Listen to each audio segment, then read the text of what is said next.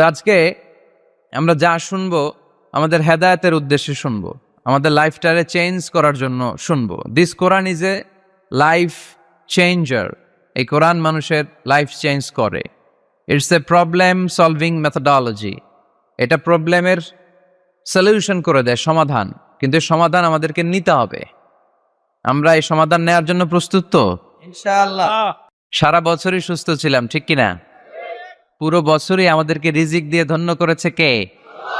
এত সুখে থাকার পরেও ভূতে কিলায়, ঠিক কিনা? আমরা কমপ্লেইন করি, আল্লাহ এইটা নাই, ওইটা নাই, এইটা চাই, ওইটা চাই, এইটা লাগবে, ওইটা লাগবে। তো এই জন্য রাসূল সাল্লাল্লাহু আলাইহি ওয়াসাল্লাম বলেছেন, উনজুর ইলা মান হুয়া আসফালা মিনকা। তোমার চেয়ে যে নিম্নগামী অবস্থানে আছে তার দিকে তাকায় দেখো যে তুমি কত সুখী, তাই না? তোমার চেয়ে উপরের দিকে যারা আছে তাদের দিকে তাকিও না, নিচের দিকে যারা আছে তাদের দিকে তাকাও। হাসপাতালের বার্ন ইউনিটে যান, আগুনে ঝলসে গিয়েছে যে সমস্ত মানুষের দেহ, তাদেরকে ভর্তি করা হয় হাসপাতালের বার্ন ইউনিটে। ওখানে গেলে দেখবেন যে তারা কিভাবে চিৎকার করে, সারা দেহটা ঝলসে গিয়েছে, জ্বলে পুড়ে ছারখার। রক্তের মধ্যে একটা উপাদান আছে প্লাজমা, এটারে ঠান্ডা করে ভিতরে ঢুকাইতে হয়। চিৎকার আর চিৎকার। হাসপাতালে ভর্তি ক্যান্সার রোগীকে দেখে আসেন, আমার তো এইটা লাগবে, ওইটা চাই, ওইটা চাই। একজন ক্যান্সার রোগী, ওরা জিজ্ঞেস করেন, ভাই তুমি কি চাও? কয় কিচ্ছু চাই না, আমি খালি বাঁচতে চাই। আমি অনেক কিছু চাই, কিন্তু ক্যান্সারে আক্রান্ত রোগী কি চায়? একটা চাওয়া, তার এইটা ওইটা, বাড়ি ঘর ধন সম্পত্তি কিচ্ছু লাগবে না, সে শুধু কি চায়? বাঁচতে চায়। এজন্য বেঁচে যে আসি, এজন্যই পড়তে হবে আলহামদুলিল্লাহ। মাবুদ তুমি যে বাঁচিয়ে রেখেছ, বেঁচে আছি আলহামদুলিল্লাহ। এজন্য সবসময় আলহামদুলিল্লাহ পড়তে রাজি আছেন তো? কারণ হিউম্যান ডিমান্ডস আর আনলিমিটেড। মানুষের চাহিদার কোনো শেষ নাই। আছে নারী আছে, বাড়ি চাই, বাড়ি আছে, গাড়ি চাই, এটা আছে, ওটা চাই, ওটা আছে, সেটা চাই। আল্লাহ রাসূল সাল্লাল্লাহু আলাইহি ওয়াসাল্লাম বললেন, ওয়ালাইয়ামলা আফাহু ইল্লা তুরাব। কবরের মাটি তোর মুখে ঢোকার আগ পর্যন্ত তোর এই চাই চাই স্বভাব কোনোদিন থামবে না।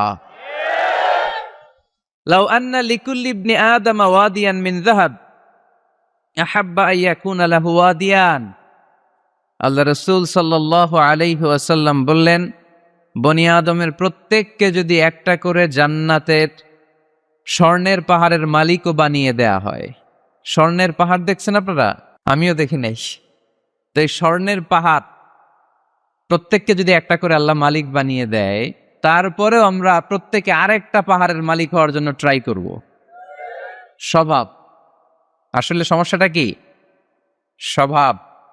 বুঝে শুনে উত্তর করেন তো, একটা স্বর্ণের পাহাড়ের মালিক যদি আমি হই, শুধু আমি না, আমার 14 পুরুষ এটারে বিক্রি করে খেয়েও কি শেষ করতে পারবো? তাইলে আরেকটা স্বর্ণের পাহাড় লাগবে কেন আমার? আল্লাহ রাসূল সাল্লাল্লাহু আলাইহি ওয়াসাল্লাম বললেন, একটা স্বর্ণের পাহাড়ের মালিক হলেও আরেকটা স্বর্ণের পাহাড়ের জন্য মানুষ পাগল হয়ে যাবে। ওয়ালাইয়ামলা আফাহু ইল্লা তুরাব। কবরের মাটি যেদিন ওর মুখে না ঢুকবে, ওর এই খাই খাই নাই নাই এই স্বভাব তার বন্ধ হবে। আমরা ওই অকৃতজ্ঞশীল বান্দাদের অন্তর্ভুক্ত হতে চাই। আমরা সুখে দুঃখে কি পড়বো? আরো জোরে পড়েন, কি পড়বো? আমরা সব সময় আলহামদুলিল্লাহ পড়বো। আমরা সব সময় আল্লাহ শুকরিয়া করব। শুকরিয়া করলে আল্লাহ নেয়ামত বাড়িয়ে দেয়। লা ইন শাকারতুম লা আযীদান্নাকুম ওয়া লা ইন কাফারতুম ইন্না আযাবী লাশাদীদ। যদি আমার শুকরিয়া করো আমি নেয়ামত বাড়িয়ে দেব, আর না শুকরি করলে আযাব দেব। নাও দ্য ডিসিশন ইজ ইয়ার্স। আমরা আল্লাহর নেয়ামত চাই। এজন্য আমরা কমপ্লেইন করব না যে আল্লাহ এইটা দাও নাই, ওইটা দাও নাই, এইটা পাই নাই, ওইটা পাই নাই। ও অত ভালো আছে, আমি ভালো নাই কেন? ওর চাকরি হয়, আমার হইল না কেন? ও বিসিএস এ টিকে, আমি ফেল মারলাম কেন? ওর ব্যবসায় হিট লালে লাল, আমার খালি লস কেন? কিচ্ছু দিলা না আল্লাহ তুমি আমার। বলবেন এগুলা সবসময়? কি বলবো? আরো জোরে কি বলবো? This is my first and foremost message today for you. আজকের দিনের প্রথম মেসেজ হচ্ছে আমরা সবসময় আলহামদুলিল্লাহ পড়বো। রাজি আছেন? আল্লাহ তুমি কবুল করো। নানা কারণে আমাদের মন খারাপ হয়। আল্লাহ রাসূল সাল্লাল্লাহু আলাইহি ওয়াসাল্লামেরও মন খারাপ। আমাদের মন খারাপ হলে আমাদের বন্ধুরা আমাদের মন ভালো করে। আল্লাহ রাসূল সাল্লাল্লাহু আলাইহি ওয়াসাল্লামের বন্ধু কে? আল্লাহ রাসূল সাল্লাল্লাহু আলাইহি ওয়াসাল্লামের যখন মন খারাপ হতো স্বয়ং আল্লাহ তাআলা আল্লাহ রাসূলের মন ভালো করে দিত। সুবহানাল্লাহ, আসতে পড়েন। সুবহানাল্লাহ পড়লে লাভ আছে না? একবার সুবহানাল্লাহ পড়লে আকাশের জমিনের মাঝখানের যত গ্যাপ, ফাঁকা জায়গা, এই পুরো ফাঁকা জায়গাটাতে সওয়াব দিয়ে পরিপূর্ণ করে আল্লাহ আপনার আমলনামায় ঢুকিয়ে দেয়। এই যে এখন আওয়াজ করে কয় সুবহানাল্লাহ। সওয়াবের কথা শুনছে? সওয়াব আছে যেখানে আমরা আছি। সূরাতুদ দুহা মোটিভেশনাল সূরা। আল্লাহ রাসূল সাল্লাল্লাহু আলাইহি ওয়াসাল্লামের বড্ড মন খারাপ। রাসূল সাল্লাল্লাহু আলাইহি ওয়াসাল্লামের মন খারাপ, আল্লাহ সহ্য হচ্ছে না।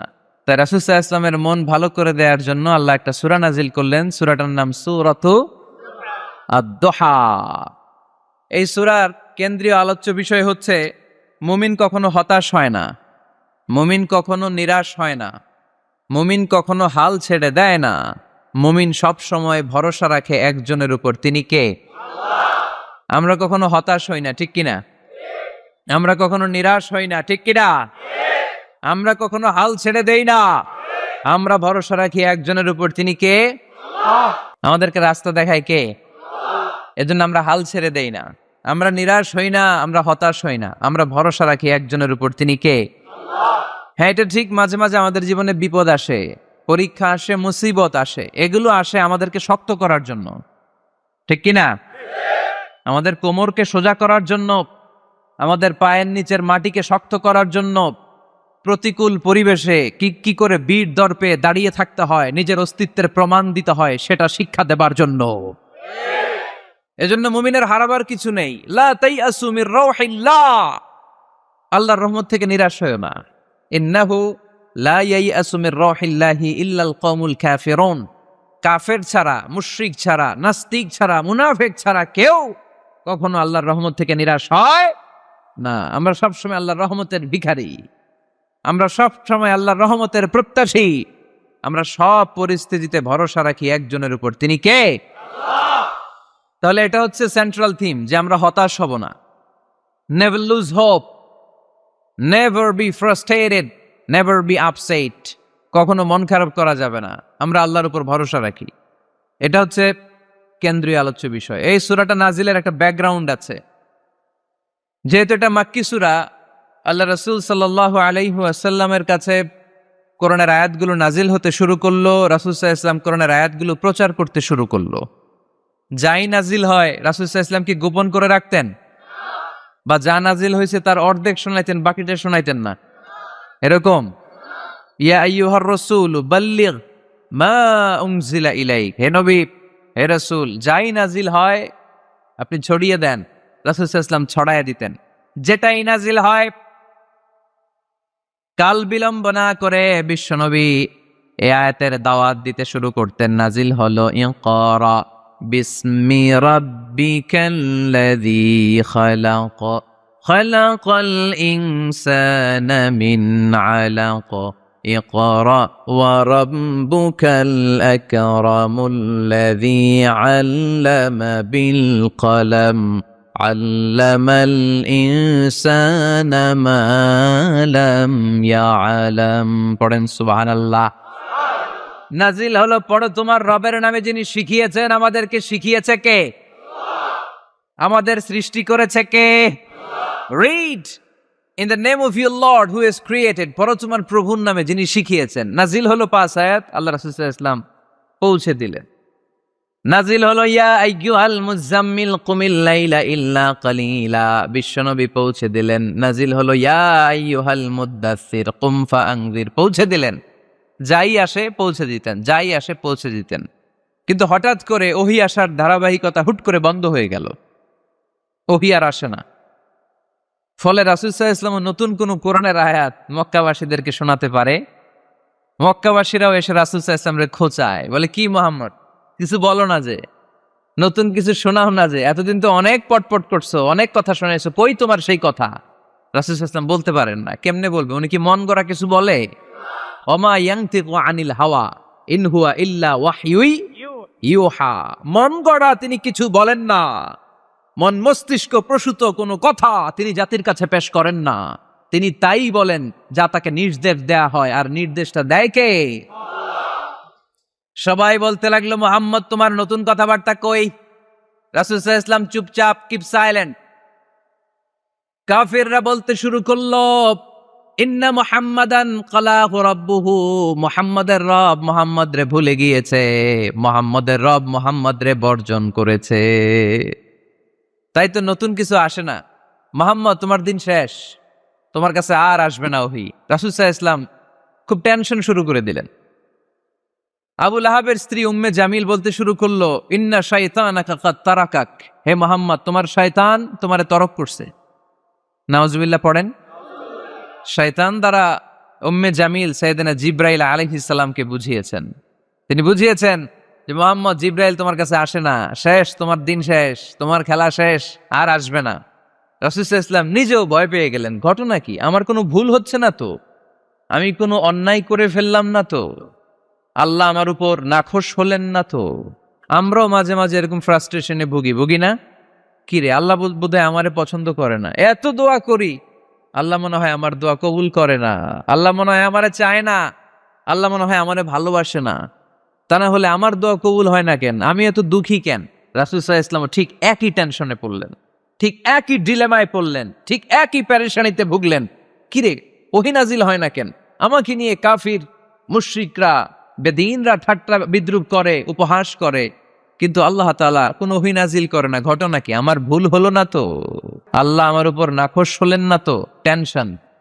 রাসূল সাল্লাল্লাহু আলাইহি ওয়াসাল্লাম টেনশনে ভুগছেন। ইন দ্য মিন টাইম আল্লাহ রাসূল সাল্লাল্লাহু আলাইহি ওয়াসাল্লামের টেনশন দূর করে দিয়ে আল্লাহ রাসূল সাল্লাল্লাহু আলাইহি ওয়াসাল্লামের মন ভালো করে দেওয়ার জন্য এই সূরা দোহা নাজিল করলেন কে? আল্লাহ রাসূল যখন টেনশনে হাবুডুবু খাচ্ছেন, তখনই আল্লাহ নাজিল করলেন, ওয়াদ-দুহা ওয়াল-লাইলি ইযা সাজা মা ওয়াদ্দা'আকা রাব্বুকা ওয়া মা ক্বালা ওয়ালাল আখিরাতু খায়রুল লাকা মিনাল উলা ওয়ালাসাউফা ইউ'তিকা রাব্বুকা ফাতারদা। সুবহানাল্লাহ পড়েন। আল্লাহ নাজিল করলেন ওয়াদ-দুহা ওয়াল-লাইলি ইযা সাজা। দোহা মানে আলো। দোহা মানে কি? সকালের আলো, প্রভাতের সূর্য কিরণ। আলো মানে আশার আলো, সম্ভাবনার আলো। আলো বললেই মনের মধ্যে একটা সাহস জাগে না? আর অন্ধকার বললেই ভয় লাগে না? আমাদের ছোট্ট বাচ্চারা বাসার ভিতরে অন্ধকার হইলে ভয় পায় না? তার মানে অন্ধকার হচ্ছে ভয়ের প্রতীক, আর আলো হচ্ছে আশার প্রতীক। সুবহানাল্লাহ পড়েন। রাসূল সাল্লাল্লাহু আলাইহি ওয়াসাল্লামকে সান্ত্বনা দেওয়ার জন্য আল্লাহ দুইটা শপথ করলেন। চিল্লায় বলতে হবে কয়টা? এক হচ্ছে আলোর শপথ, আরেক হচ্ছে অন্ধকারের শপথ। এক হচ্ছে, আরেক হচ্ছে ওয়াদ-দুহা, দোহার শপথ, প্রভাতের সূর্য কিরণের শপথ। ওয়াল-লাইলি ইযা সাজা, নিঝুম নিস্তব্ধ রাতের শপথ। আল্লাহ তাআলা আলো আর অন্ধকারের শপথ দিয়ে মূলত ওহী আশা আর না আশাকে বুঝিয়েছেন। সুবহানাল্লাহ পড়েন। আলোকে আল্লাহ তাআলা ওহীর উপস্থিতির সাথে তুলনা করেছেন। অন্ধকারকে রাব্বুল আলামিন এই সূরার মধ্যে ওহীর অনুপস্থিতিকে বুঝিয়েছেন। আল্লাহ বুঝাতে চাইলেন, নবী আমি আপনারে ভুলি নাই। কেমন করে আমি আপনারে ভুলি? আপনি আমার হাবিব, ঠিক কি না? আপনি আমার খলিল না, আপনি আমার হাবিব। খলিল মানেও বন্ধু, হাবিব মানেও বন্ধু।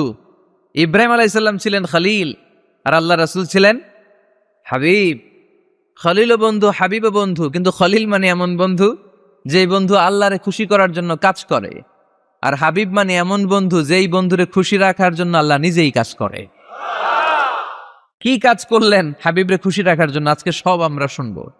আল্লাহ বললেন ওয়াদ-দুহা ওয়াল-লাইলি ইযা সাজা, আলোর শপথ, অন্ধকারের শপথ। দোহা মানে আলো, প্রভাতের আলো। আলো দিয়ে আল্লাহ বুঝাইলেন এটা হচ্ছে ওহী। আর ওয়াল-লাইলি ইযা সাজা, রাতের শপথ দিয়ে বুঝালেন এটা ওহীর অনুপস্থিতি। আল্লাহ বুঝাতে চাইলেন, নবী ওহী আসা না আসা দুইটাই আপনার জন্য দরকার। আমি আপনারে ভুলি নাই, আমি আপনারে বর্জন করি নাই, অসম্ভব। আমি আপনার উপর গোসা হই নাই, রাগ হই নাই। আমি ইচ্ছা করেই আপনার একটু বিশ্রামের সুযোগ দেওয়ার জন্য ইচ্ছা করে ওহী পাঠানো বন্ধ রেখেছি। কারণ ওহী রিসিভ করা সাধারণ কোনো বিষয় না। আল্লাহ বলেন, ইন্না সানুলকি আলাইকা কওলান সাকিলা।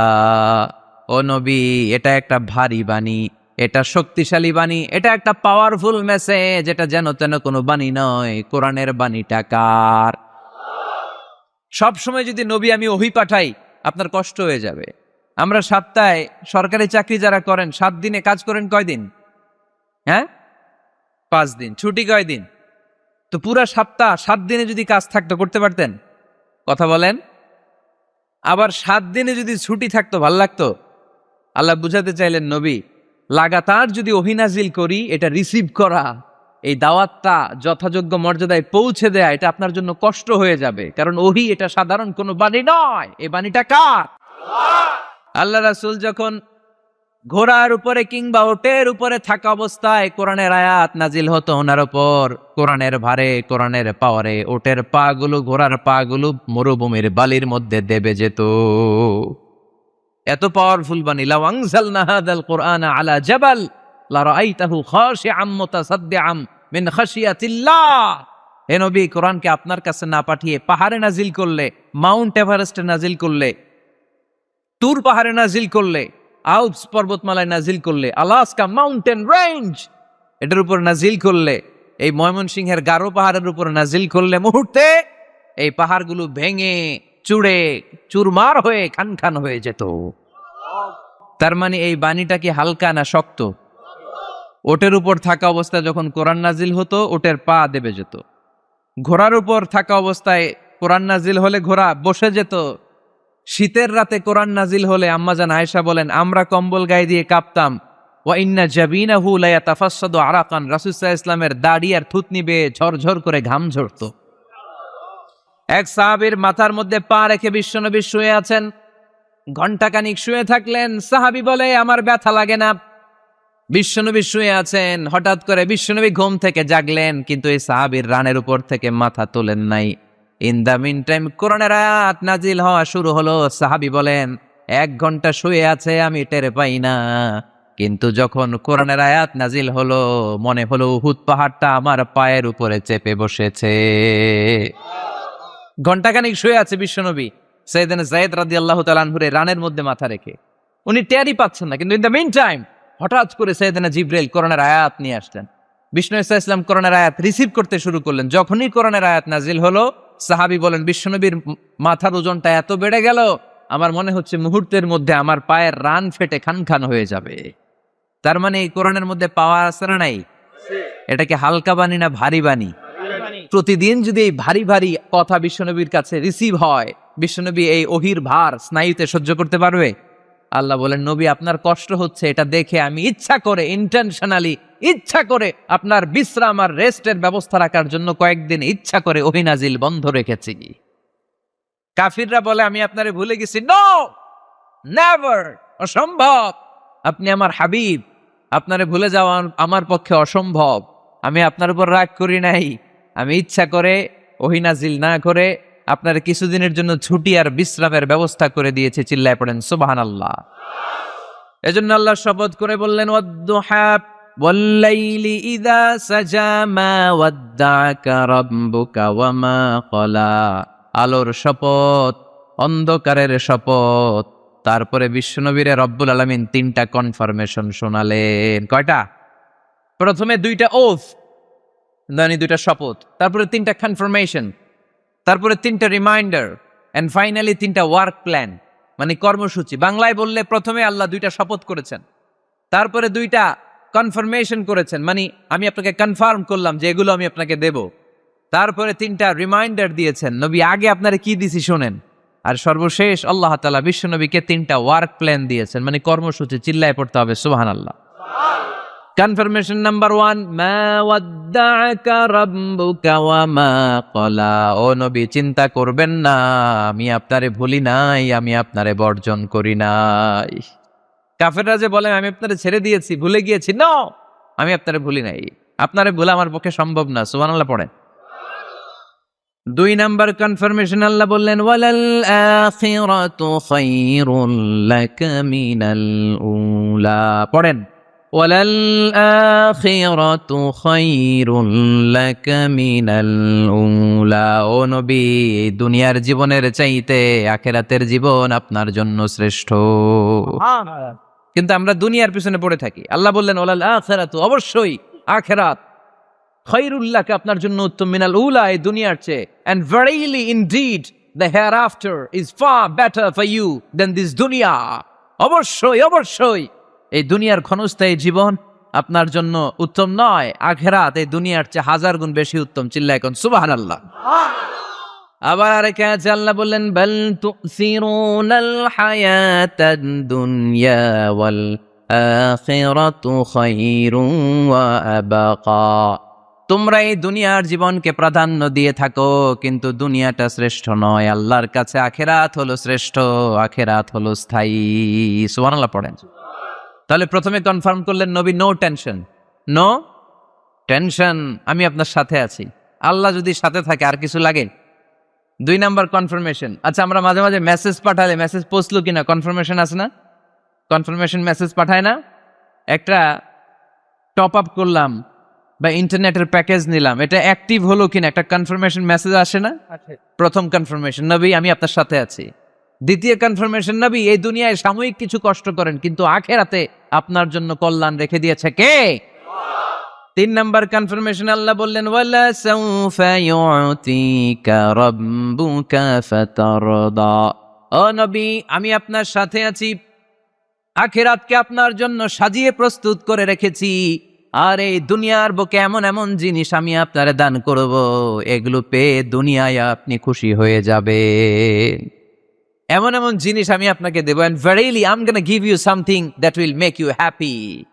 ও নবী এমন এমন জিনিস আমি মাক্কি জীবন থেকে শুরু করে until your death, আপনার মৃত্যু পর্যন্ত আমি দেব, এগুলো পেয়ে আপনি খুশি হয়ে যাবেন। সুবহানাল্লাহ। বাড়িতে যে বললেন দিবে কে? খুশি করবেন কারে? আল্লাহকে, বিশ্বনবী সাল্লাল্লাহু আলাইহি ইসলামকে। খুশি করবেন কে? আর খুশি হবে কে? বিশ্বনবী। সুবহানাল্লাহ পড়েন। ওয়ালা সাউফা ইউতিকা রাব্বুকা ফাতারদা। নবী এমন এমন জিনিস আমি আপনাকে দেব, আপনার এই পেরেশানি দুঃখ কষ্ট আপনার থাকবে না। কখনোই আমি আপনার মন খারাপ হতে দেব না। যখনই আপনি চিন্তিত, যখনই আপনি টেনশনে আছেন, যখনই আপনি পেরেশানিতে আছেন, এমন নাজ নেয়ামত আর খুশামদেদ আপনারে শোনাবো, সুখের সংবাদ শোনাবো, ওই সংবাদ শুনে আপনি নবী খুশি হয়ে যাবেন। তার মানে নবীর মন ভালো করার দায়িত্ব নিছে কে? কি আল্লাহ পাইছি আমরা। বিশ্বনবীর মন খারাপ, তখনই আল্লাহ অ্যাক্টিভ, তখনই আল্লাহ নেয়ামত পাঠায়। কিভাবে বিশ্বনবীর মন ভালো করেন আল্লাহ? মক্কাতে বিশ্বনবী যখন দাওয়াতি কাজ শুরু করলেন, বিশ্বনবী দেখলেন মক্কায় 2টা লোক আছে, এই 2 লোকের এক লোক যদি আমার ইসলামের ছায়ার তলে না আসে, তাহলে মক্কায় ইসলামের দাওয়াতকে বেগবান করা আমার জন্য কঠিন হয়ে যাবে। বিষ্ণু ইসলামের মন খারাপ, হায় রে, এই 2টার একজনও তো আমার কথা শোনে না, এই 2 জনের একজনও তো আমার দাওয়াত কবুল করে না। একদিন তাহাজ্জুদের সালাতে বিষ্ণু ইসলাম কেঁদে কেঁদে আল্লাহর কাছে দোয়া শুরু করলেন। বিশ্বনবীর যে মন খারাপ, আল্লাহ তো এটা বোঝে টোঝে না, তাই না? আল্লাহ তো বোঝে দেখে না, না? তাহাজ্জুদের নামাজে ভারাক্রান্ত মন নিয়ে আল্লাহ রাসূল সাল্লাল্লাহু আলাইহি ওয়াসাল্লাম দোয়া করলেন, আল্লাহুম্মা আইজ্জাল ইসলামা বিআহাব্বির রাজুলাইনি ইনদাক। আল্লাহ, মক্কার 2টা লোকের নাম তোমার কাছে বলবো আজকের তাহাজ্জুদের মুনাজাতে। 2টা লোকের নাম তোমার কাছে তাহাজ্জুদের ফরিয়াদে আমি উল্লেখ করব। 2টা লাগবে না, 2 জনের একজনরে দিলেই হবে। আল্লাহ রাসূল দোয়া করলেন, আল্লাহুম্মা আইজ্জাল ইসলামা বিআহাব্বির রাজুলাইনি ইনদাক। আল্লাহ, মক্কার 2 জনের একজনকে আমি চাই, এই 2 জনের যে কোনো একজন যেন কালিমা পড়ে মুসলমান হয়ে যায়। আল্লাহ রাসূল দোয়া করলেন, আল্লাহুম্মা আইজ্জাল ইসলামা বিআহাব্বির রাজুলাইনি ইনদাক বিউমর ইবনুল খাত্তাব আও আবি জাহল ইবনে হিশাম। আল্লাহ, হিশামের বেটা আবু জাহেল এরে দাও, নাইলে খাত্তাবের বেটা ওমর রে দাও। সুবহানাল্লাহ পড়বেন না? কিন্তু আল্লাহ রাসূলের দোয়া কবুল হয় না। আল্লাহ রাসূল অপেক্ষা করছেন। ইন দ্য মিন টাইম সাফা পাহাড়ের পাদদেশে আরকাম ইবনে দারিল আরকামের ঘরে বিশ্বনবী বসে বসে কোরআনের দাওয়াত লুকিয়ে লুকিয়ে দিচ্ছিলেন। সাইয়েদনা ওমর ফারুক তখনও কালিমা পড়েন নাই। তিনি বিশাল একটা নাঙ্গা তলোয়ার নিয়ে বিশ্বনবীকে আক্রমণ করার জন্য যখন দারুল আরকামের ঘরের দিকে ছুটে আসছেন, সাহাবারা বলতে শুরু করলো, নবী আপনি ওই দরজা দিয়ে তাড়াতাড়ি মুহূর্তেই পালিয়ে যান, ওমরে ফারুক তলোয়ার নিয়ে আপনার সামনে চলে এলে রক্ষা নাই। আল্লাহ রাসূল বললেন, তোমরা সরব, দরজাটা খুলে দাও, ওমরকে আমার সামনে তাড়াতাড়ি চলে আসতে দাও। আমার মনে হচ্ছে ওই যে তাহাজ্জুদের জায়নামাজে বসে চোখের পানি ছেড়ে আল্লাহর কাছে যে ওই দিন রাতে দোয়া করেছি, আজকে আমার দোয়াটা কবুল হতে চলেছে। আমার তো মনে হচ্ছে আমার দোয়াটা কবুল হতে চলেছে, সরে যাও। হামজা ইবনে আব্দুল মুত্তালিব চাচারে সরাই দিলেন। সাইয়েদনা ওমরে ফারুক তলোয়ার নিয়ে এসে বিশ্বনবীর নূরানি চেহারার দিকে তাকিয়ে মুহূর্তেই কুপুকাত হয়ে গেলেন। তলোয়ারটা বিশ্বনবীর সামনে রেখে দিয়ে বললেন, আশহাদু আল্লা ইলাহা ইল্লাল্লাহ ওয়া আশহাদু আন্না মুহাম্মাদান আবদুহু ওয়া রাসূলুহু। আমি সাক্ষ্য দিলাম আল্লাহ ছাড়া কোনো ইলাহ নাই, আপনি মুহাম্মদ আল্লাহর রাসূল। বিশ্বনবীর মন খুশি হয়ে গেল। ওয়ালা সাউফা ইউতিকা রাব্বুকা ফাতারদা। নবী হে, অচিরে এমন এমন জিনিস আমি আপনারে দেব, আপনি পাবেন আর খুশি হবেন, পাবেন আর খুশি হবেন। আপনার মন খারাপ, আমি আল্লাহ নিজ দায়িত্বে মন ভালো করে দেব। পড়েন সুবহানাল্লাহ। সাইয়েদনা ওমর ফারুক মুসলমান হয়ে গেলেন। এবার আবু জাহেল, উতবা, শাইবা, ওয়ালিদ ইবনে মুগিরা এদের টনক নড়ে উঠল। কারণ ওমরে ফারুকের মতো শক্তিশালী লোক মক্কায় দ্বিতীয়টা ছিল। উনি বললেন, ইয়া রাসূলুল্লাহ, আপনি কি সত্য নবী না? আল্লাহ রাসূল বললেন, হ্যাঁ সত্য নবী। এই কোরআন কি সত্য না? সত্য। ইসলাম কি সত্য ধর্ম নয়? এটাও সত্য। ওমরে ফারুক বললেন, ফা ফিমাল ইখতিফা, তাহলে লুকায় লুকায় কেন? তাহলে সাফা পাহাড়ের পাদদেশে আরকাম ইবনে আবিল আরকামের ঘরের ভেতরে অন্ধকার কূপে দাঁড়িয়ে কোরআনের তেলাওয়াত কেন? ময়দানে নেমে পড়েন, আমি ওমর আছি, দেখি কে কি করবে। রাসূল সাল্লাল্লাহু আলাইহি ওয়াসাল্লাম বললেন, না, এটা মাক্কি জীবন, ধীরে সুস্থে দাওয়াতি কাজ করো। ওমর ফারুকও ছাড়বে না। বললেন, ইয়া রাসূলুল্লাহ, একটা মিছিলের অনুমতি দেন। আল্লাহ রাসূল বললেন, যাও মিছিল দাও। ওমর ফারুক 2টা লাইন করলেন, মোট খুঁজে পেলেন 11 জন। সুবহানাল্লাহ পড়েন। এক লাইনের নেতা বানালেন আল্লাহ রাসূল সাল্লাল্লাহু আলাইহি ওয়াসাল্লামের খুদ চাচা হামজা ইবনে আব্দুল মুত্তালিবকে। আর আরেক লাইনে উনি দাঁড়ালেন 6 জন 6 জন 12 জন, উনি সহ 12 জন, 12 জনের মিছিল। সুবহানাল্লাহ পড়বেন না? তো এই মিছিলের সামনে দাঁড়িয়ে উনি একটা ছোট্ট এক বাক্যের ভাষণ দিলেন। উনি বললেন, মান আরাদা আন তাসকুলা উম্মু ইয়াতামা ওয়ালাদু তারমিলা যাওজাতুহু ফালিয়াসুদ্দানি। এই মক্কার নেতা খেতারা, কে আছো? কে চাও মায়ের বুককে খালি করতে? কে চাও সন্তানগুলোরে ইয়াতিম বানাতে? কে চাও তোমার স্ত্রীকে বিধবা বানাতে? সামনে আসো, পারলে আমি ওমরে ঠেকাও। ওমরে ফারুক দাঁড়ালেন, দাঁড়িয়ে তাকবীর শুরু করলেন, আল্লাহু আকবার, আল্লাহু আকবার, আল্লাহু আকবার। এক একটা স্লোগানে মক্কার মরুজমিন সেদিন থার থার করে কেঁপেছে। ইতিহাস সাক্ষী, আবু জাহেল, উতবা, শাইবা এই আল্লাহু আকবার স্লোগান আর শুনে নাই। হঠাৎ ভাবলো, ঘটনা কি? কার এত সাহস আমার নির্বাচনী এলাকায় আল্লাহু আকবার নামে স্লোগান দেয়? নেমে আসলো, ঘর থেকে বাইরে আইসা দেখে মিছিলের সামনে কে? ওমর রে দেখা দিছে এক দৌড়। শুধু কাফেররাই সাইয়েদনা ওমরে ফারুককে দেখে দৌড়াতো না, মুনাফিকরাও ওমরে ফারুককে দেখে দৌড় মারতো। ইভেন ইবলিস শয়তান ওমরে ফারুককে দেখলে দৌড় মারতো। সুবহানাল্লাহ পড়তে পারলেন না? আল্লাহ রাসূল ওমরে ফারুককে দেখলে বলতেন, ওমর, মা সালাকা শাইতান সালিকান ফাজ্জান ইল্লা সালাকা ফাজ্জান গায়রা ফাজ্জিকুম। ওমর, ইবলিস শয়তান যদি তোমার কোনো রাস্তা দিয়ে হাঁটতে দেখে, ইবলিস শয়তান ওই রাস্তা রেখে দিয়ে অন্য রাস্তা দিয়ে হাঁটে। ওমরে ফারুক আল্লাহর গিলাফ যে স্পর্শ করলেন আর মিছিল থামালেন, ওইরকম ওমর আমাদের দরকার আছে না নাই? বিশ্বনবী বললেন, লা নাবিয়্যা বা'দি ওয়ালা রাসূলা, আমার পরে কোনো নবী নাই, কোনো রাসূল নাই, তবে আমার পরে যদি কেউ নবী হতো, লাউ কানা বা'দি নাবিয়্যুন লাকানা উমর, আমার পরে যদি নবী হওয়ার যোগ্যতা কারো থাকে, আমার প্রাণের সাহাবা ওমরের ওই যোগ্যতা আছে। প্রভু তুমি বলেছ রাসূল দেবে না, বলনি দেবে না ওমর, বলনি দেবে না হামজা তারিক, খালিদ বিজয় সমর। প্রভু তুমি বলেছ রাসূল দেবে না, বলনি দেবে না ওমর, বলনি দেবে না হামজা তারিক, খালিদ বিজয় সমর। প্রভু তুমি বলেছ রাসূল দেবে না। সুবহানাল্লাহ পড়েন। ওইরকম একটা ওমর হইলে আমাদের জন্য এনাফ। ওই একটা ওমরের অপেক্ষায় বসে আছে গোটা মুসলিম উম্মাহ। চিল্লায় বলো ঠিক কিনা? ওমরে ফারুক কালিমা পড়ে মুসলমান হয়ে গেলেন, বিশ্বনবী খুশি হয়ে গেলেন। ওয়ালা সাউফা ইউতিকা রাব্বুকা, আল্লাহ বললেন নবী, যখনই আপনার মন খারাপ, যখনই আপনি পেরেশানিতে ভুগবেন, যখনই আপনি টেনশন করবেন, তখনই আপনার মন ভালো করে দিবে কে? আল্লাহর ঘোষণা, and verily Allah gonna give you something that will make you happy, এমন জিনিস আমি দেব, আপনি খুশি হয়ে যাবেন। আল্লাহ রাসূল সাল্লাল্লাহু আলাইহি ওয়াসাল্লাম দাওয়াত দিতে দিতে তায়েফ চলে গেলেন। তায়েফ নাম শুনেছেন?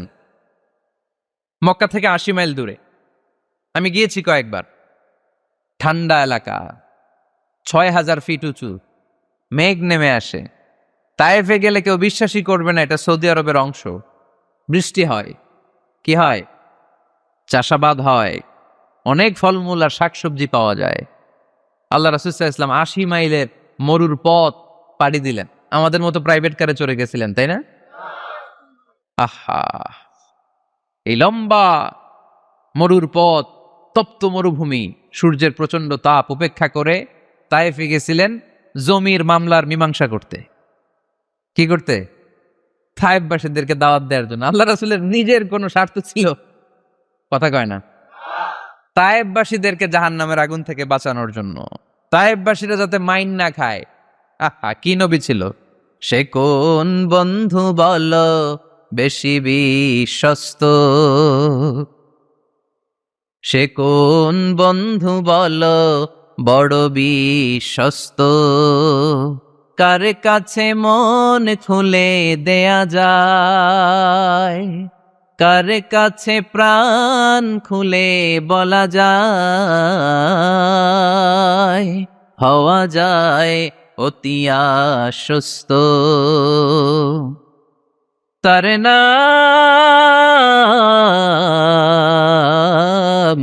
আহমদ, বড় বিশ্বস্ত। সুবহানাল্লাহ পড়ে। কি দিল দরিয়া নবী ছিলেন, রাহমাতাল লিল আলামিন। I have sent you as a mercy for the entire universe. নবী হে, আমি আপনাকে গোটা বিশ্বের জন্য রহমত করে প্রেরণ করেছি। কোন সুবহানাল্লাহ। রহমতের নবী, দয়ার নবী, দাওয়াত দেওয়ার জন্য 80 মাইলের লম্বা মরুর পথ পাড়ি দিয়ে তায়েফের ময়দানে যখন ছুটে যায়, তায়েফের ছেলেরা বিশ্বনবীর দাওয়াত তো কবুল করেই নাই, বরং বিশ্বনবীর অপমান করেছে, বিশ্বনবীকে লাঞ্ছিত করেছে, বিশ্বনবীর সাথে মারপিট করেছে, বিশ্বনবীর গায়ে পাথর মেরেছে। এই সুশ্রী দেহটা বেয়ে বেয়ে ঝরে ঝরে বিশ্বনবীর গা থেকে টপ টপ করে তায়েফের জমিনে তাজা লাল খুন ঝরেছে। গিয়েছে তায়েফবাসীদের বাঁচানোর জন্য, নিজের কোনো স্বার্থ নাই। তায়েফবাসীরা যেন জাহান্নামের আগুনে না জ্বলে, কিন্তু তায়েফবাসীরা বিশ্বনবীর আঘাত করেছে। তিনটা জায়গায় আমি দেখে এসেছি, জায়গাগুলা তিনটা জায়গায় বিশ্বনবীকে আহত করা হয়েছে। খেয়ে না খেয়ে দিন প্রচারের কাজে নিজেকে দিয়েছ বিলিয়ে, তায়েফের কাফিরেরা চিনল না সে আলো, দুষ্ট ছেলেদের পিছু দিল লেলিয়ে, পাথরের আঘাতে ক্ষত বিক্ষত হয়ে সারা শরীর থেকে রক্ত ঝরে। হে রাসূল, তোমাকে ভুলি আমি কেমন করে, হে রাসূল, তোমাকে ভুলি আমি কেমন করে, হাজার ব্যথা বেদনার পরে ফিরে আসনি তুমি আপন ঘরে, দিনের আলো তুমি ছড়িয়ে দিতে, চলে গেলে মদিনায় মক্কা ছেড়ে। হে রাসূল, তোমাকে ভুলি আমি কেমন করে, হে রাসূল, তোমাকে ভুলি আমি কেমন করে। পড়েন আল্লাহু আকবার। খেয়ে না খেয়ে বিশাল পথ পাড়ি দিয়ে দাওয়াত দিলেন, বিনিময়ে পেলেন পাথরের আঘাত, রক্তাক্ত হলেন বিশ্বনবী।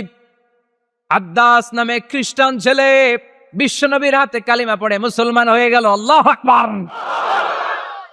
বিশ্বনবী খেজুর বাগানে ঢুকলেন, গা দিয়ে ঝরো ঝরো ঝরো ঝরো করে রক্ত বয়ে যায়। সাইয়েদনা যায়েদ রাদিয়াল্লাহু তাআলা আনহু পানি নিয়ে আসলেন। বিশ্বনবী ওযু করলেন, ফজরের নামাজে দাঁড়িয়ে লম্বা কেরাত পড়লেন। কেরাত শেষে বিশ্বনবী বসে আছেন, মন খারাপ। কার মন খারাপ? 80 মাইলের পথ পাড়ি দিয়ে আসলাম, মিশন তো সাকসেসফুল হয় নাই, কেউ তো কালিমা পড়ে নাই, আরো আমার পিছু লেগেছে, আহত করেছে আমাকে। বিষ্ণুনবীর মন খারাপ, এত কষ্ট করে এত ভালো মন নিয়ে এত সুন্দর করে দাওয়াত দিলাম, কেউ দাওয়াত শুনলো না। বিষ্ণুনবীর মন খারাপ, আর এই দৃশ্য আরশের উপর থেকে দেখে কে? আল্লাহ বললেন, নবী আপনার মন খারাপ, আপনার যখনই মন খারাপ তখনই আমার সাহায্য আছে না নাই? ওয়ালা সাউফা ইউতিকা রাব্বুকা ফাতারদা। আল্লাহ জানিয়ে দিলেন, নবী আপনি জানেন না, আপনি দেখেন নাই, ফজরের লম্বা কোরআনের তেলাওয়াত যখন আপনি করছিলেন, আপনার পিছন দিয়ে একদল জিন চলে যাচ্ছিল। জিন কারা যাচ্ছিল? এই জিন জাতি বিশ্বনবীর তেলাওয়াত শুনে থমকে দাঁড়িয়েছে। কিরে, এত সুন্দর বাক্য তো জীবনে শুনি নাই, এত সুন্দর কথামালা, শব্দের ব্যঞ্জন, ভাষার মাধুর্য, অলংকার কখনো তো শুনি নাই। এটা তো কোনো মানুষের বানানো কথা হতে পারে না, এটা মন্ত্র হতে পারে না, এটা কবিতা হতে পারে না, এটা নিশ্চয় আল্লাহর বাণী। ইন্না সামি'না কুরআনান আজাবা ইয়াহদি ইলার রুশদি ফাআমান্না বিহি। নিশ্চয় আমরা আজীব কোরআন শুনেছি, শুধু শুনেই ক্ষান্ত থাকবো না, যেই কোরআন শুনেছি ওই কোরআনের উপর বিশ্বাস এনে আমরা জিনেরা মুসলমান হয়ে গেলাম। তারা তাদের এলাকায় যে দাওয়াত দিতে শুরু করলো। এই দৃশ্য বিশ্বনবী দেখছে নাকি? বিশ্বনবী তো তেলাওয়াত করতেছে ফজরের নামাজে। বিশ্বনবীর যখন মন খারাপ, আল্লাহ জানিয়ে দিলেন, নবী মন খারাপের কারণ নাই, দিতে আসছিলেন দাওয়াত দৃশ্যমান জাতিকে, মানে মানুষকে, কিন্তু এদের উপর যদিও দাওয়াত ফলপ্রসূ হয় নাই, অদৃশ্যমান এক জাতি, জিন জাতি আপনার মুখনিসৃত কণ্ঠে সুন্দর তেলাওয়াত শুনে পুরো জিন জাতি কালিমা পড়ে মুসলমান হয়ে গেছে। আল্লাহ সাউফা ইউতিকা রাব্বুকা ফাতারদা। নবী যেখানেই আপনি পেরেশান, যেখানেই আপনার মন খারাপ, ওখানেই মন ভালো করে দিবে কে? আল্লাহ রাসূল সাল্লাল্লাহু আলাইহি ওয়াসাল্লামের প্রিয়তমা স্ত্রী খাদিজাতুল কুবরা আত-তাহেরা রাদিয়াল্লাহু তাআলা আনহা ইন্তেকাল করলেন। রাসূল সাল্লাল্লাহু আলাইহি ওয়াসাল্লামের হৃদয়টা ভেঙে খান খান হয়ে গেল। চাচা আবু তালেব ইন্তেকাল করলেন, হৃদয়টা ভেঙে খান খান হয়ে গেল। চারদিক থেকে শত্রুতা বাড়তে শুরু করলো, কোন দিক থেকে সাহায্য নাই। বিশ্বনবী আবার পেরেশান, কই যাব, কোথায় গেলে আশ্রয় পাবো? আমার তো কেউ নাই, কেউ আমার দুনিয়ায় বেঁচে নাই। প্রাণাধিক প্রিয় স্ত্রী খাদিজাতুল কুবরা দুনিয়া ছেড়ে বিদায় নিল। যেই চাচা আমার শেল্টার দিয়ে রাখতো কাফেরদের হাত থেকে, চাচাও চলে গেল। এখন আমি কই যাব? আল্লাহ বললেন, কই যাবেন? জায়গা পান না, আমার আরশে চলে আসেন, আমার আরশে চলে আসেন। সুবহানাল্লাযী আসরা বিআবদিহি লাইলাম মিনাল মাসজিদিল হারামি ইলাল মাসজিদিল আকসা। সুবহানাল্লাহ পড়েন। সাইয়েদনা জিব্রাইলকে দিয়ে আল্লাহ সারপ্রাইজ দিলেন তার নবীকে। কি দিলেন? সারপ্রাইজ শব্দটার সাথে পরিচিত না আমরা? হঠাৎ করে কাউকে এমন কিছু দেখালাম বা দিলাম সে কল্পনাও করে নাই। সাইয়েদনা জিব্রাইল মারফত আল্লাহ তাআলা তার প্রিয় হাবিবকে সারপ্রাইজ দিলেন। তিনি তার চাচাতো বোনের ঘরে শুয়েছিলেন, হঠাৎ করে সাইয়েদনা জিব্রাইল ঘরের ছাদকে উঠিয়ে ফেললেন, বিশ্বনবীকে শাঁ করে নিয়ে হাতিমে শুইয়ে দিলেন, গলার এখান থেকে নাভি পর্যন্ত ছিঁড়ে ফেললেন। এটাকে বলে ওপেন হার্ট সার্জারি, শাক্কে সাদর, সিনা চাক করলেন। আল্লাহ রাসূলের হৃদয় বের করে জামজামের পানি দিয়ে ধৌত করলেন। হৃদয়ে নূর, ঈমান, হিকমা, প্রজ্ঞা দিয়ে হৃদয়টারে আবার পরিপূর্ণ করলেন, আবার সেলাই করে দিলেন। তারপরে সরাসরি এখান থেকে বাইতুল মাকদাস, ওখান থেকে আল্লাহর আরশে নিয়ে গেলেন। আল্লাহ সাউফা ইউতিকা রাব্বুকা ফাতারদা। নবী, এমন এমন জিনিস আমি আপনারে দেব, আপনি তো নিয়ে কুল পাবেন না। যখনই আপনার মন খারাপ, তখনই আমার দেয়া নেয়ামত আপনার জন্য আছে না নেই? মেরাজে চলে গেলেন, রবের সাথে সাক্ষাৎ করে দুনিয়ায় আসলেন। আসার পরে মক্কার লোকেরা আবার বিশ্বনবীকে হত্যার ষড়যন্ত্র শুরু করে দিল। বিশ্বনবী ডানে যাওয়ার জায়গা পায় না, বায়ে যাওয়ার জায়গা পায় না, সামনেও যেতে পারে না, পেছনেও যেতে পারে না।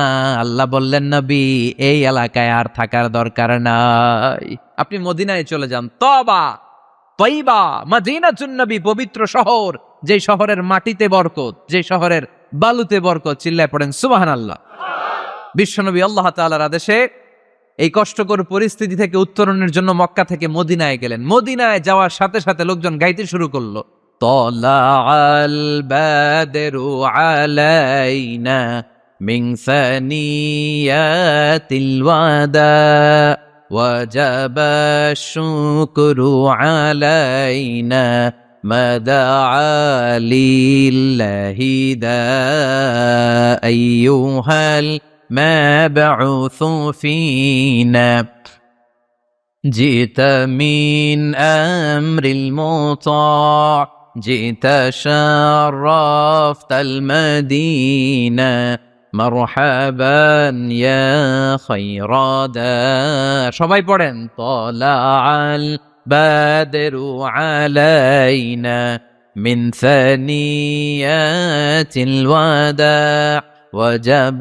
الشكر علينا ما دعا لله دا সুবহানাল্লাহ পড়েন।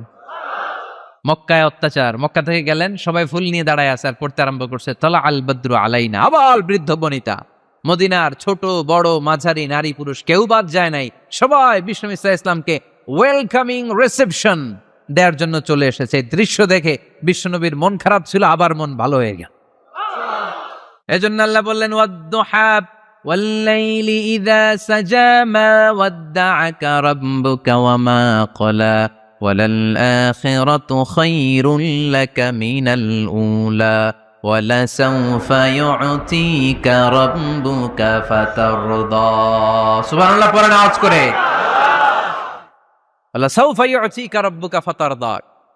হে নবী, এমন এমন জিনিস দিব আপনি খুশি হয়ে যাবেন, খুশি হয়ে যাবেন। মদিনাতে যে রাসূল সাল্লাল্লাহু আলাইহি ওয়াসাল্লাম মসজিদে নববী প্রতিষ্ঠা করলেন, আল্লাহ তাআলা কিবলা চেঞ্জ করে দিলেন। আগে পড়তো মক্কার দিকে নামাজ, এখন পড়ে ফিলিস্তিনের দিকে নামাজ। 16 থেকে 17 মাস রাসূল সাল্লাল্লাহু আলাইহি ওয়াসাল্লাম ফিলিস্তিনের দিকে, মানে ইহুদিরা যে দিকে নামাজ পড়ে ওই দিকে হয়ে নামাজ পড়লেন। কারণ আদেশটা কার? আল্লাহ। জোরে বলেন সবাই, আদেশটা কার? আল্লাহ। কিন্তু নবীর মন মানে না। নবীর মনে বড্ড আশা, আমার জন্মস্থান, আমার প্রিয় শহর মক্কার কাবা ঘরের দিকে যদি আমি সেজদা দিতে পারতাম আমার বড্ড ভাল লাগতো। কারণ কাবা আমার জন্মস্থান, মক্কা আমার জন্মস্থান, আমার বংশের গোড়া, আমার আদি পিতা ইসমাইল ইব্রাহিম এই কাবা ঘর নির্মাণ করেছে। তাই প্রত্যেকটা নামাজের পরে বিশ্বনবী আকাশের দিকে তাকায়, মনে মনে ভাবে কাবা যদি চেঞ্জ হয়ে যেত, কিবলা যদি আল্লাহ পরিবর্তন করে দিত কতই না ভালো হতো। নামাজ শেষে বিশ্বনবী দুঃখ নিয়ে উপরে তাকায়, আল্লাহ তো আর দেখে টেকে না, তাই না? দেখে দেখে। আল্লাহ বলে কাদ নারা তাকাল্লুবা ওয়াজহিকা ফিস সামাই। ও নবী, আপনি যে আকাশের দিকে তাকিয়ে মন খারাপ করে মনে মনে বিড়বিড় বিড়বিড় করে কি কি বলেন সব আমি জানি, সব আমি দেখি। ফাওয়াল্লি ওয়াজহাকা শাতরাল মসজিদিল হারাম। আর দেরি নয়, আর কাল বিলম্ব নয়, যেখানে ফিরে আপনার সেজদা দিতে মনে চায় আজ থেকে ওই কাবার দিকে আপনার কিবলা আমি মুহূর্তেই পরিবর্তন করে দিলাম গো নবী। নবীর যেটা মন চাইতেছে আল্লাহ ওইটাই দিতেছে। সুবহানাল্লাহ পড়েন। এজন্যই বলেছি খালিল মানে এমন বন্ধু যেই বন্ধু আল্লাহরে খুশি করার জন্য কাজ করে, আর হাবিব মানে এমন বন্ধু যেই বন্ধুরে খুশি করার জন্য আল্লাহ নিজেই কাজ করে। কোন সুবহানাল্লাহ। ফাওয়াল্লি ওয়াজহাকা শাতরাল মসজিদিল হারাম।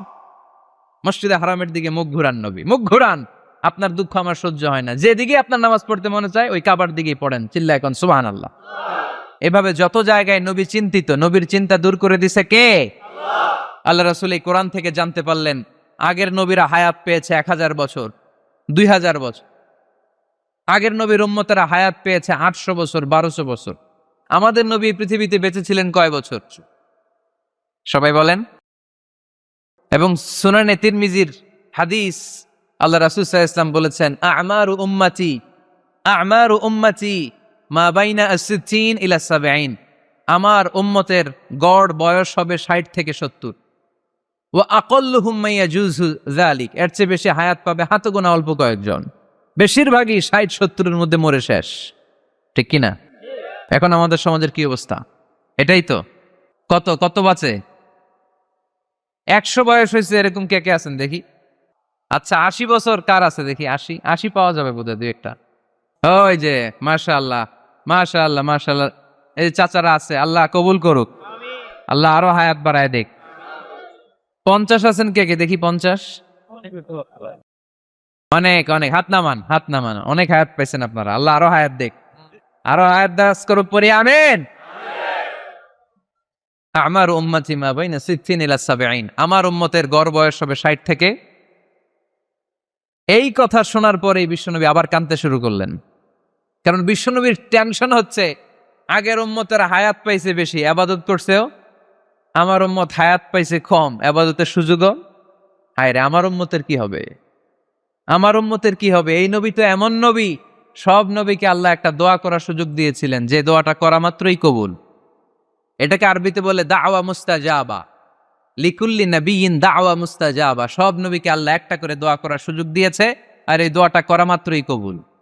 আর সব নবীরা দুনিয়াতেই ওই দোয়া করে ফেলেছে। আল্লাহ রাসূল সাল্লাল্লাহু আলাইহি ওয়াসাল্লাম বলেছেন, ওয়া ইন্নী আখতাবিউ দাওয়াতি শাফাআতান লি উম্মতি ইয়াউমাল কিয়ামা। ওই দোয়াটা আমি দুনিয়ায় করি নাই, ওই দোয়াটা আমি তোমাদের জন্য কিয়ামতের ময়দানে যাতে তোমাদেরকে সুপারিশ করে জান্নাতে ঢুকাতে পারি, ওই জন্য রেখে দিয়েছি। আহা, কত কষ্টে বিষ্ণু ঈসা ইসলাম ছিলেন, খাবার ছিল না, পেটে পাথর বেঁধেছেন। যদি বলতেন আল্লাহ ওই দোয়াটা করলাম, আপনি খাবার দেন, জান্নাতের খাবার পাঠাই দিত কে? উহুদের ময়দানে দাঁত ভেঙেছেন, রক্ত ঝরেছে, যদি দোয়াটা করতেন মুহূর্তে বিজয় দিত কে? কোন পরিস্থিতিতে ওই দোয়াটা বিশ্বনবী করছেন? রেখে দিয়েছে। দেখেন, অন্য নবীর সাথে আমার নবীর অ্যাটিটিউডে পার্থক্য। অন্য নবীরাও চাইলে রাখতে পারতো এদের উম্মতের জন্য, না, বিপদের দিনে ওটা কাজে লাগাই ফেলছে। প্রত্যেক নবী একটা করে দোয়া করার সুযোগ পেয়েছিল, যে এই দোয়াটা করা মাত্রই কবুল। সব নবীরা দুনিয়াতেই শেষ, একমাত্র শুধুমাত্র কেবলমাত্র আমার আর আপনার নবী ছাড়া রেখে দিয়েছেন তিনি, রেখে দিয়েছেন ওই দোয়া আমাদের জন্য, আমার জন্য, আপনার জন্য, আমাদেরকে বাঁচানোর জন্য ওই দোয়া রেখে দিয়েছে। চিল্লায় বলেন ঠিক কিনা? রেখে দিয়েছেন। কাঁদতে লাগলেন, আল্লাহ আগের উম্মতেরা হায়াত পেয়েছে 1000 বছর, ইবাদত করেছে বেশি, আমার উম্মতেরা 60 আর 70-এর মাঝখানে মরলে এদের নসিবে কি হবে? আমার উম্মতের তো ইবাদতের সংখ্যা কম। আবার কান্না শুরু করলেন, মন খারাপ, আল্লাহ দেখে। নবীর যে মন খারাপ আল্লাহ দেখে। আল্লাহ নাজিল করলেন, ইন্না আনজালনাহু ফি লাইলাতিল কদরি ওয়া মা আদরাকা মা লাইলাতুল কদর লাইলাতুল কদরি খায়রুম মিন আলফি শাহর। সুবহানাল্লাহ পড়েন। আল্লাহ বলে, নবী আপনি কাঁদবেন না, আপনার চোখের পানি আমার সহ্য হয় না। অন্যান্য নবীর উম্মতদেরকে হায়াত দিয়েছি বেশি, কদরের রাত দেই নাই। আপনার উম্মতকে যদিও হায়াত লম্বা দেই নাই, কিন্তু আপনার উম্মতকে আমি লাইলাতুল কদরের রাত দিয়েছি গো নবী। লাইলাতুল কদরি খায়রুম মিন আলফি শাহর, 1000 মাসের চেয়ে সেরা। এই এক কদরের রাতে যদিও 60 থেকে 70 বছরের মধ্যে মারা যাবে, কিন্তু এই এক কদরের রাতে ইবাদত করলে 1000 বছর ইবাদত করলে যে সওয়াব, তার চেয়েও বেশি সওয়াব আপনার উম্মতের আমলনামায় ঢুকায় দিবে কে? আল্লাহ। খায়রুম মিন আলফি শাহর, 1000 বছর। 1000 বছরে হয় 83 বছর 4 মাস। আলফি শাহর 1000 মাস, 1000 মাসে হয় 83 বছর 4 মাস। এজন্য কদরের রাতে ইবাদত করতে রাজি আছেন তো? বিশ্বনবীর যেখানেই মন খারাপ, মন ভালো করে দেয় কে? সর্বশেষ কিয়ামতের ময়দানে মাকামে মাহমুদে বিশ্বনবী সেজদায় পড়ে কাঁদবেন। আল্লাহ বলবেন, জিব্রাইল যাও, দুনিয়ায় কান্না সহ্য করতে পারি নাই, আজ কিয়ামতের ময়দানেও আমি আমার নবীরে কাঁদতে দেব না। ইযহাবিয়া জিব্রাইল কুল্লাহু মা ইউবকিক, যে আমার নবীরে বলো, নবী আপনি কাঁদেন কেন? সাইয়েদনা জিব্রাইল যে বললেন, নবী আল্লাহ জিজ্ঞেস করেছেন আপনার কান্নার কারণ কি? বিশ্বনবী তখনও সেজদা থেকে মাথা তোলেন না, সেজদায় পড়ে উত্তর দেয়, উম্মতি উম্মতি উম্মতি উম্মতি রব্বি হাবলি উম্মতি। আল্লাহ আমার গুনাহগার উম্মতের কি হবে? আল্লাহ আমার উম্মতের কি হবে? আল্লাহ আমার উম্মতের কি হবে? আল্লাহ বললেন, জিব্রাইল তাড়াতাড়ি যাও, আমার নবীর কান্না আমার সহ্য হয় না, আমার নবীর কানে কানে যে বলো, ইন্না সানুরদিকা ফি উম্মাতিক, দুনিয়াতে যেমনি আপনি পেরেশান অবস্থায়, মন খারাপ অবস্থায় আমি আপনার মন ভালো করে দিয়েছি, আজকে আপনার উম্মতের ব্যাপারও এমন একটা ঘোষণা আসবে, ওই ঘোষণা পেয়ে আপনি আজও খুশি হয়ে যাবেন গো নবী, আজও খুশি হয়ে যাবেন। ইরফা রাসাক, নবী আপনি মাথা তোলেন, মাথা তোলেন, আর সেজদায় পড়ে থাকবেন না। ইরফা রাসাক, মাথা তোলেন। সাল তুতা, কি চাইবেন চান, দিয়ে দেব। ওয়াশফা তুশাফা, যার জন্য রেকমেন্ডেশন করবেন, যার জন্য সিগনেচার করে দিবেন, যার জন্য সুপারিশ করে দিবেন, তার সুপারিশই কবুল করে নেব। চিল্লায় এখন সুবহানাল্লাহ। এরপর বিশ্বনবী সুপারিশ করতে শুরু করবেন। আর আমাদেরকে জান্নাতে ঢোকাতে শুরু করবেন, তারপরেও নবী ক্ষান্ত হবেন না। এরপর একটা পতাকা হাতে নিবেন, ওই পতাকার মধ্যে লেখা আলিফ লাম হা মিম দাল, মানে আলহামদু, লিওয়াউল হামদ, প্রশংসার পতাকা। ওইটা নিয়ে জান্নাতের দরজার সামনে দাঁড়াবেন, তখনও পেরেশান। সবাইকে নিয়ে, উম্মতের সব জান্নাতীদেরকে নিয়ে বিশ্বনবী দরজার সামনে দাঁড়িয়ে নক করবেন। ভিতর থেকে জিজ্ঞেস করা হবে, মান আন্ত, কে আপনি? আল্লাহ রাসূল বলবেন, আনা মুহাম্মদ। তখন রক্ষী ফেরেশতা বলবে, ঠিক আছে, আল্লাহ বলেছে আপনার আগে কারো জন্য যেন এই দরজা না খুলি। মুহূর্তের মধ্যে জান্নাতের দরজা খুলে দেয়া হবে, বিশ্বনবী প্রশংসার পতাকা নিয়ে সব উম্মতকে নিয়ে জান্নাতে ঢুকে যাবে। ওয়ালা সাউফা ইউতিকা রাব্বুকা ফাতারদা। নবী গো, আপনি নিরাশ হবেন না, ভয় পাবেন না, হাল ছেড়ে দিবেন না, আমার উপর ভরসা রাখেন। আপনার বিপদ আছে যেখানে, আমি আল্লাহ। বিশ্বনবী যেখানে বিপদে পড়েছেন, বিপদ থেকে উত্তরণ করেছে কে? এরপরে বিশ্বনবীর আল্লাহ স্মরণ করায় দিচ্ছেন, নবী আলাম ইয়াজিদিকা ইয়াতীমান ফাআওয়া ওয়া ওয়াজাদাকা দাল্লান ফাহাদা। সুবহানাল্লাহ পড়েন। তার মানে শপথ, রাতের শপথ, দিনের শপথ শেষ, কনফার্মেশন শেষ, এবার রিমাইন্ডার, স্মরণ করায় দিচ্ছে, নবী গো, আলাম ইয়াজিদকা ইয়াতীমান ফাআওয়া, আমি কি আপনার ইয়াতীম পাই নাই? আল্লাহ রাসূল সাল্লাল্লাহু আলাইহি ওয়াসাল্লাম যে ইয়াতীম ছিল জানেন? দুনিয়ায় আসার আগেই বাবা হারিয়েছেন, 6 বছর বয়সে মা হারিয়েছেন, মা ইন্তেকালের পরে দাদা আব্দুল মুত্তালিবের কাছে মানুষ হয়েছেন মাত্র 2 বছর। আল্লাহ রাসূলের বয়স যখন 8, দাদাকেও হারিয়েছেন। তারপরে চাচার কাছে ইয়াতীম নবী মানুষ হয়েছেন। আল্লাহ বললেন, নবী টেনশন কিসের? ওই যে আপনি ছোট্টবেলায় ইয়াতীম ছিলেন, আমি নিজে আপনার চাচার মাধ্যমে আপনার লালন পালনের ব্যবস্থা করে দিয়েছি। আলাম ইয়াজিদিকা ইয়াতীমান ফাআওয়া, আপনি ইয়াতীম ছিলেন, আমি আপনার লালন পালনের ব্যবস্থা করলাম। ওয়া ওয়াজাদাকা দাল্লান ফাহাদা, আপনি পথ খুঁজছিলেন, আমি পথ দেখিয়েছি। আপনি ছিলেন দল্লান। দল শব্দের একটা অর্থ হচ্ছে ভ্রষ্ট বা গোমরা। আল্লাহ রাসূল কি ভ্রষ্ট ছিল? গোমরা ছিল না, আল্লাহ রাসূল ভ্রষ্ট ছিলেন না, গোমরা ছিলেন না। যদিও অফিসিয়ালি তিনি 40 বছর বয়সে নবী হয়েছেন, কিন্তু ওনার 40 বছরের আগের জীবনেও আমাদের জন্য অনুকরণীয় অনুপম আদর্শ। চিল্লায় বলেন ঠিক কি না? এখানে দলের অর্থ হচ্ছে, নবী, you are searching the right way, then I guided you to the right way. You are searching the truth, আপনি সত্য পথ খুঁজছিলেন, খুঁজে পাচ্ছেন না, কোনটায় কোনটায়, আপনি পথ হারা পথিকের মতো খুঁজছিলেন। অনেক সময় হয় না, কিরে টাঙ্গাইল যাব, রাস্তা কি এইটা না ওইটা? মাঝে মাঝে আমরা দোদল্যমান থাকি, আছে না নাই? আল্লাহ বললেন, নবী আপনি সত্য খুঁজছিলেন, সত্য কি এদিকে না ওদিকে? আমি বললাম, নবী ওই দিকে নয়, আপনি এই দিকে যান, এভাবে আমি আপনার পথ দেখিয়েছি। চিল্লায় এখন সুবহানাল্লাহ। আমরা যখন পথ ভুলে যাই, পথ দেখায় কে? জোরে বলতে হবে কে?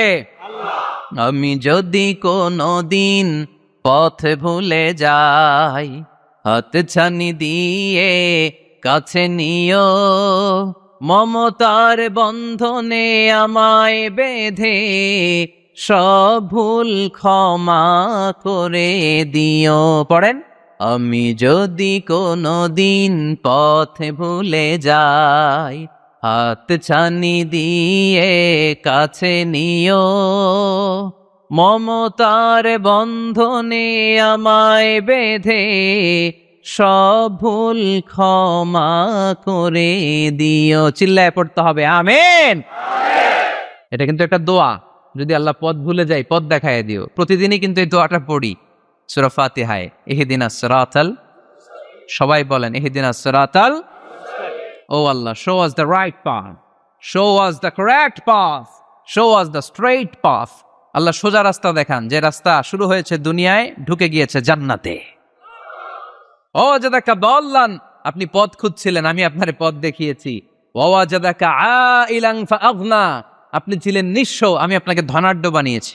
তাফসিরে এসেছে ফাআগনা বিখাদিজা, আমি খাদিজার সাথে বিয়ে পড়াইয়া দিয়ে আপনারে ধনী বানাইয়া দিছি। আল্লাহ রাসূল সাল্লাল্লাহু আলাইহি ওয়াসাল্লাম খাদিজা রাদিয়াল্লাহু তাআলা আনহার ব্যবসায় কাজ করতেন। আল্লাহ রাসূল সাল্লাল্লাহু আলাইহি ওয়াসাল্লামের আমানতদারিতায় মুগ্ধ হয়ে আম্মাজান খাদিজা বিয়ের প্রস্তাব পাঠালেন। বিয়ে হয়ে গেল, আরশের উপর থেকে আল্লাহ সাইয়েদানা খাদিজাকে সালাম পাঠালেন। আর সাইয়েদাতুনা খাদিজা বললেন, নবী, আজ থেকে আমার সম্পদ বলে কোনো কথা নাই, সব সম্পদ আপনার পায়ের সামনে আমি ঢেলে দিলাম। আপনার যা মনে চায় এটা দিয়ে করেন, ইসলামের দাওয়াত দেন। ফাগনা বি খাদিজা, খাদিজার সাথে বিয়ে করিয়ে দেওয়ার মাধ্যমে আল্লাহ রাসূলকে ধনী বানায় দিল কে? তার মানে 3টা রিমাইন্ডার দিলেন। 1 নম্বরে আপনি এতিম ছিলেন, লালন পালনের ব্যবস্থা করলাম। আপনি পথ খুঁজছিলেন, আমি আপনার সঠিক পথের দিশা দিয়ে দিলাম। আপনার টাকা পয়সা ছিল না, আমি আল্লাহ আপনারে ধনী বানিয়ে দিলাম। সুবহানাল্লাহ পড়েন। এবার 3টা কর্মসূচি কয়টা? আওয়াজ করে বলতে হবে, কয়টা? 1 নম্বর কর্মসূচি, ফাআম্মাল ইয়াতীমা ফালা তাকহার। নবী হে, খবরদার এতিমদেরকে ধমক দিবেন না, এতিমদেরকে তাড়িয়ে দিবেন না, কারণ আপনি নিজেই তো এতিম ছিলেন, ঠিক কিনা? এজন্য রাসূল সাল্লাল্লাহু আলাইহি ওয়াসাল্লাম এতিমের দরদ বুঝতো বেশি, সব সময় এতিমদেরকে আদর করত। আর যারা এতিমদেরকে আদর করে তাদেরকেও আল্লাহ রাসূল পছন্দ করতেন বেশি। পড়েন সুবহানাল্লাহ। আপনারা ইয়েতিমদেরকে লালন পালন করেন, কয়েকজন ইয়েতিমের দায়িত্ব নিয়েছেন, বা ইয়েতিমখানায় সম্পদ দান করেন, সাদাকা করেন, এরকম কে কে আছেন দেখি? মাশাআল্লাহ, আল্লাহ তুমি কবুল করো। হাত নামান। ইয়েতিমদেরকে দান করবেন, তাদের ওখানে সাদাকা করবেন। আল্লাহ রাসূল বলেছেন, আনা ওয়া কাফিলুল ইয়াতীমি কাহাতাইন। খেয়াল করেন আমার আঙ্গুলের দিকে, আনা ওয়া কাফিলুল ইয়াতীমি কাহাতাইন। আমি আর ইয়েতিমের রক্ষণাবেক্ষণকারী কিয়ামতের দিন প্রতিবেশীর মতো পাশাপাশি থাকবো। এক সাহাবী এসে বললেন, ইয়া রাসূলুল্লাহ, আমার হৃদয়টা বড্ড শক্ত, হৃদয় নরম হয় না, চোখ দিয়ে পানি নামে না, কি করব? ইয়াশতাকি কসওয়াতাল কলব। আল্লাহ রাসূল বললেন, হৃদয় নরম করতে চাও? ইরহামিল ইয়াতীম, এতিমের উপর রহম করো। ওয়ামসাহ রাসা, এতিমের মাথায় হাত বুলিয়ে দাও। ওয়া আতইমহু মিন তাআমিক, তুমি যা খাও সেখান থেকে এতিমের সাথেও খাবার শেয়ার করো। তালিনু কলবুক, তোমার হৃদয়টারে নরম করে দিবে কে? এজন্য যাদের চোখ দিয়ে পানি আসে না, হৃদয় বড্ড শক্ত, কবে যে লাস্ট কাঁদছিলেন ভুলে গেছেন, এরকম আছে না নাই? শেষ কবে যে কাঁদছিলাম মনে নাই, চোখ দিয়ে পানি নামে না, হৃদয় শক্ত। এতিমের মাথায় একটু হাত বুলাইয়ে দিয়েন, এতিমখানায় একটু সম্পদ পাঠিয়ে দিয়েন, ওদের সাথে বসে একটু খাবার দাবার খাইয়েন, আপনার হৃদয়টারে নরম করে দিবে কে?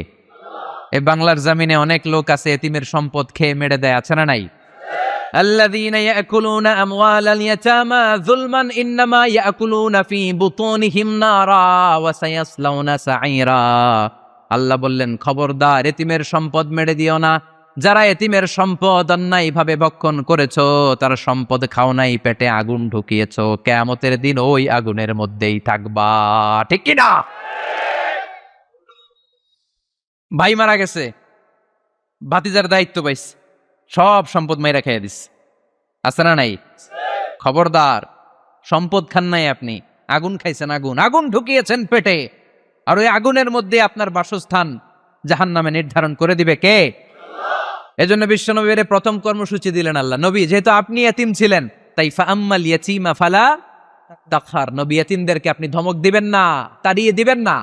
2 নম্বর কর্মসূচি, ওয়া আম্মাস সাইলা ফালা তানহার। নবী গো, যারা ভিক্ষা করতে আসে, ভিক্ষুককে কখনো নবী তাড়িয়ে দিয়েন না, ভিক্ষুককে তাড়াবেন না, ধমক দিবেন না। অনেকে ধমক দেয়, আছে না নাই?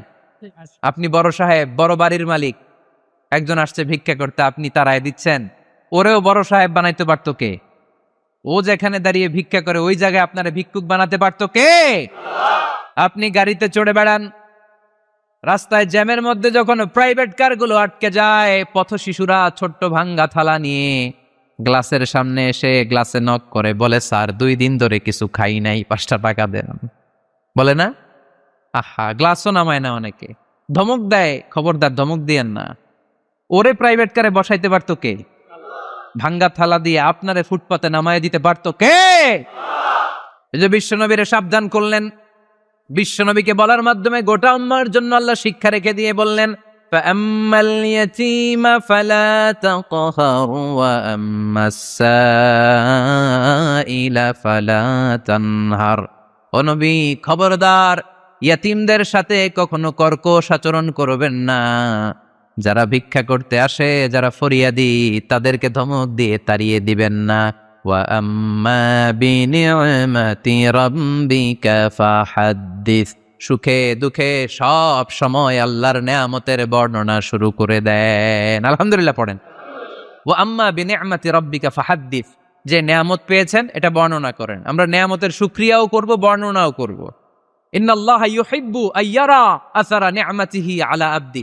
আল্লাহ তাআলা যে নেয়ামত বান্দাকে দিয়েছে, ওই নেয়ামতের বহিঃপ্রকাশ ওই বান্দার গায়ে, শরীরে, কাজে দেখতে চায়। আলহামদুলিল্লাহ পড়েন। এজন্য যারা টাঙ্গাইলের ধনী আছেন, সিরাপাড়া কাপড় পরবেন না। আপনি ধনী, আপনি সুন্দর জামা পরবেন আর বলবেন আলহামদুলিল্লাহ, আল্লাহ দিয়েছে আমাকে। আল্লাহ ৫ তলা বাড়ির মালিক বানাইছে, মাথাটা নিচু করে শুকরিয়া করেন, আলহামদুলিল্লাহ, আল্লাহ দিছে এই বাড়ি আমারে। আপনি ১০ বিঘা জমির মালিক, আপনি বলতে পারবেন অসুবিধা নাই, আল্লাহ দিছে আমার, আলহামদুলিল্লাহ, কারণ আল্লাহই বলেছে ওয়া আম্মা বিনি'মাতি রাব্বিকা ফাহাদ্দিস ফাহাদ্দিস ফাহাদ্দিস, বর্ণনা করো। আল্লাহ কি নিয়ামত দিয়েছে বর্ণনা করো, এটার বহিঃপ্রকাশ যেন তোমার মধ্যে থাকে। কিপটামি করার সুযোগ ইসলামে নেই। দান করার সময় ভারসাম্যপূর্ণ দান। তাহলে প্রথম কর্মসূচি, ইয়াতিমদেরকে তাড়িয়ে দেয়া যাবে না, ভিক্ষুকদেরকে ধমক দেয়া যাবে না, আর বিপদে আপদে সবসময় প্রশংসা করব কার? সূরাতুদ দোহার এই হচ্ছে শিক্ষা, যে মুমিন কখনো হাল ছাড়ে না। আমার নবীরে বিপদে আপদে যে আল্লাহ সাহায্য করছে, ওই আল্লাহ তো নাই না? ওই আল্লাহর শক্তি, ক্ষমতা, মর্যাদা, সার্বভৌমত্ব আগের মতো আছে না নেই? এই জন্য বিষ্ণু ইসা ইসলামকে বিপদে যিনি সাহায্য করেছে, আমাদেরকেও বিপদে পড়লে সাহায্য করবে কে? আল্লাহ। এই জন্য সূরাতুদ দোহার কেন্দ্রীয় আলোচ্য বিষয়। আর আমাদের জন্য শিক্ষা হচ্ছে, মুমিন কখনো হাল ছাড়ে না, মুমিন কখনো হতাশ হয় না। যুবক ছেলেরা আওয়াজ করে উত্তর বলো, মুমিন কখনো হতাশ হতে পারে? হাল ছাড়তে পারে? ভরসা হারাতে পারে? মুমিন ভরসা রাখে একজনের উপর, চিল্লায় বলো তিনি কে?